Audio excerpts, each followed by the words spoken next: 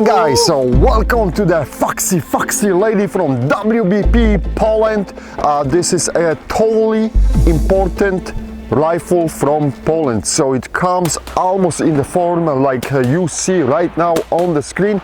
Of course, because of our import laws, you cannot have the bayonet lock and you cannot have a double stack magazine feeding the rifle, so they come in the form of the single stack magazine without the bayonet lock, and you cannot have the muzzle device at the end. So that conversion is done here inside the United States by Atlantic Firearms, and of course they're including the US Furniture and the Fire Control Group, which is from Century Arms RAK1, and that's all to meet the standards 922R, which are required by law. But other than this, all the guts and everything is made in Poland by WBP Polska. Barrel is called hammer forged barrel from FB Radom, so WBP is buying those 16 inches long chrome line barrels from FB Radom. As you know, FB Radom, legendary factory out of Poland with huge AK heritage, and WBP is cooperating with them, and this is the fruit, unicorn edition fruit of that cooperation.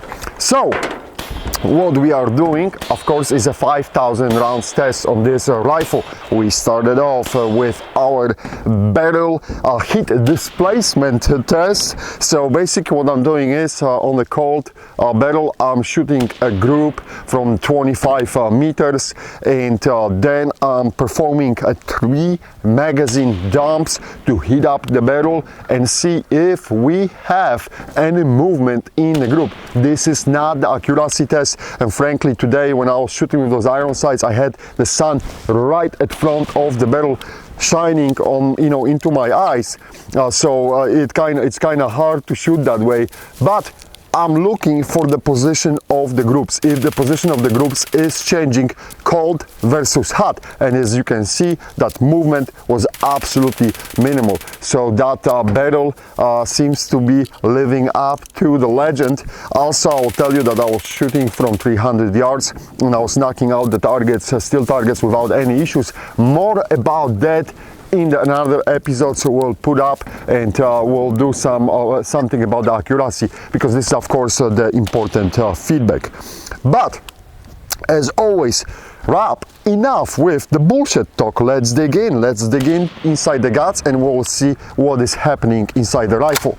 Of course, this is a bolt hold opener follower. That's why I was holding that bolt in the open position. Let me take off the wonderful Cyclops combo, and we'll pop out the dust cover. All parts, almost all of them, are serialized, so for you guys who are looking into those details, you will see that the serial numbers are marked almost everywhere. So kind of cool thing. Let me pull out the recoil spring first and see anything. There's nothing, no marks, nothing on the recoil spring. For some strange reason, I got some garbage just on it. I don't know how that happened, guys, but the strange things happen on the farm. Let me pull out the bolt carrier, because this is where the money is for some, right? I'll remove the bolt, and as you can see, all is dirty. This is, guys, I didn't put any oil. This is how the rifle came in. That's how the Atlantic shipped the rifle. So what you see here is basically from how it was lubricated before I got the rifle. And you can see the red things. This is from the ammo we're using, guys, because we have lacquer coated ammo, and that red stuff, this is from our ammo. Okay, going back to the rear end of the bolt carrier, I can see a slight deformation, and a reminder, we went through the 500 rounds, so the trigger hammer is basically reshaping that rear end of the bolt carrier. Nothing to scream about it yet. We'll continue to monitor this. As you know, at this point, this is nothing. If this will progress and if we'll see any splashes or anything of the metal and severe deformation, then yes, it will be something to worry about it. But at this point, I'm just noting it's here, and nothing in the channel. Absolutely, this is looking gorgeous. This is the piston from Poland as well. If you will buy this rifle with the laminated wood from Poland edition, which is a little bit more than $1,000, this version was below $1,000, then you will have the piston made in USA, and I think that Atlantic Firearms was claiming that the piston is made by CNC Warrior. If I remember this correctly, don't quote me on it. Again, this is to meet the requirements, legal requirements, but in this case this is a completely made in Poland bolt carrier, and the piston and the piston head, nothing on the piston head, absolutely nothing, no deformation. It's looking beautiful. All right, let's see the bolt. I will start with the rear. Nothing on the rear end. Smells awesome. All right, you can see how these spots, the bolt comes. This is kind of interesting because, as you can see, the bolt carrier is polished metal, but the bolt was actually covered with the basic powder coat paint. So what you can see, these spots, is the finish wearing out from cycling, right? But let me look into the locking locks. Nothing here, guys. This is looking just absolutely perfect, and the ends, this is what we want to see, if this finish is smooth. And I'll clean this out for you for the pictures, so we're not missing anything. And if you will spot something, you know, I'm getting old and blind. If you will spot something, let me know under the GIF of the video, and we'll address that issue in the next episode. I'm looking at the extractor claw, perfect extraction, zero malfunction today from various magazines. So we were using the surplus magazines, we're using Tapco magazines, we're using Magpul magazines, and of course X-Tech tactical magazines, which are really cool, and nothing, zero problems. Everything is fitting just great, and they fit into the magazine well, really nicely. All right, let me push the firing pin a little bit to check on any deformation. Nothing on the firing pin. At this point, I'm going to put the bolt away. Ula, could you throw me the WBP magazine? This is the magazine which is the rifle shipping with. This is their WBP made magazine in Poland. It's that translucent, you know, the kind of greenish, but as you know, it has no metal locks, no metal reinforcements either on the tap on front, but it's included for free with the rifle, so take it or leave it. All right, let's see what's going on the right side of the trunnion and left side of the trunnion and the chamber. And as of right now, I see a little bit finish is gone from that right locking shoulder. Trunnion is of course per spec from WBP. It's from cold hammer forged metal. So I'm putting this because there's always a question what kind of trunnion those rifles are running, or whatever the rifles are running. So trunnion is looking so far so good. As I said, there is a finish gone. Again, this was powder coated. I don't know, it looks like powder coated to me. I'm not the painter, guys. You know, that's not my profession, but it looks like a powder coat to me.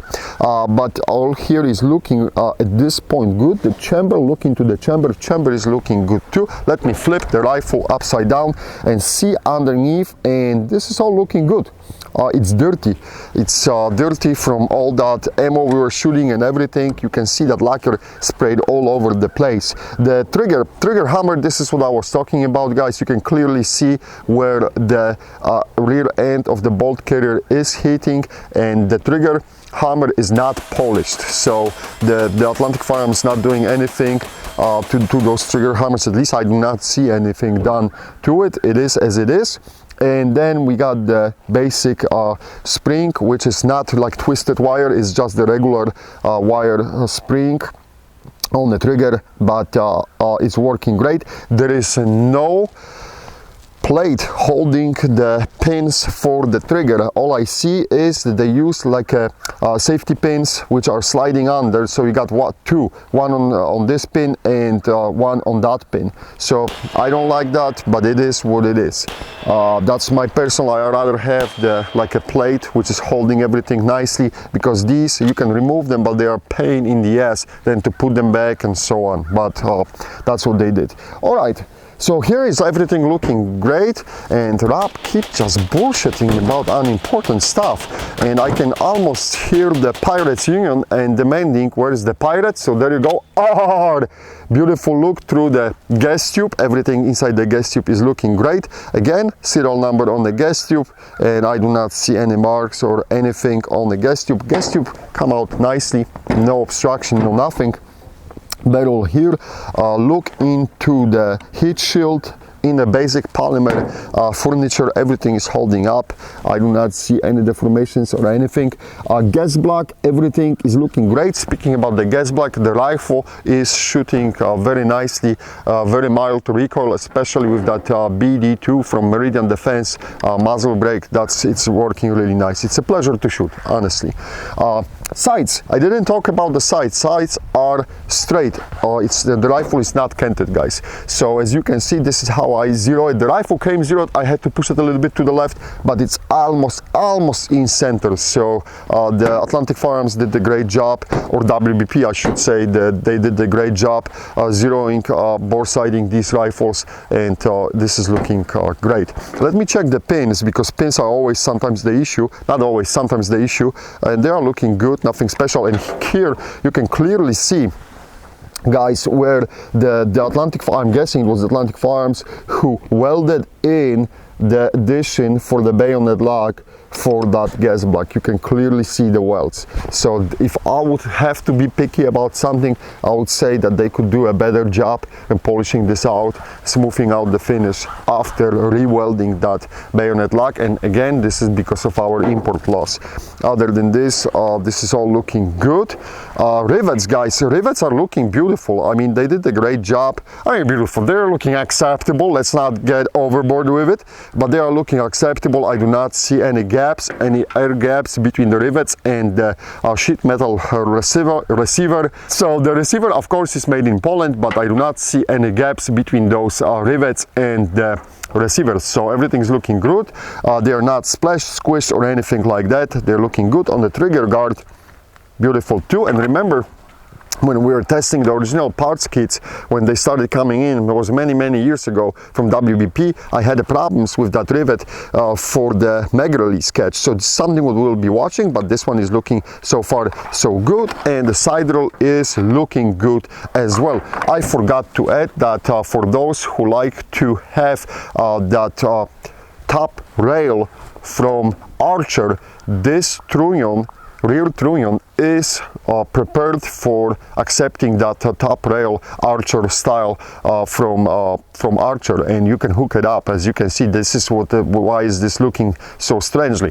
The downside for this, of course, is if you want to use some basic M4 stock adapters, you will be unable to do so without cutting out that portion, which shouldn't be a lot of work. But I'm just saying that this button is here, and you can run if you want that top rail. All right. That's it, guys. As of right now, we'll continue to monitor and keep pushing this rifle, and of course give you a report. Thanks for all the support. Thanks for being with us, guys. Don't forget, we are on a Patreon too. You got the links and everything listed underneath of the video. Thank you.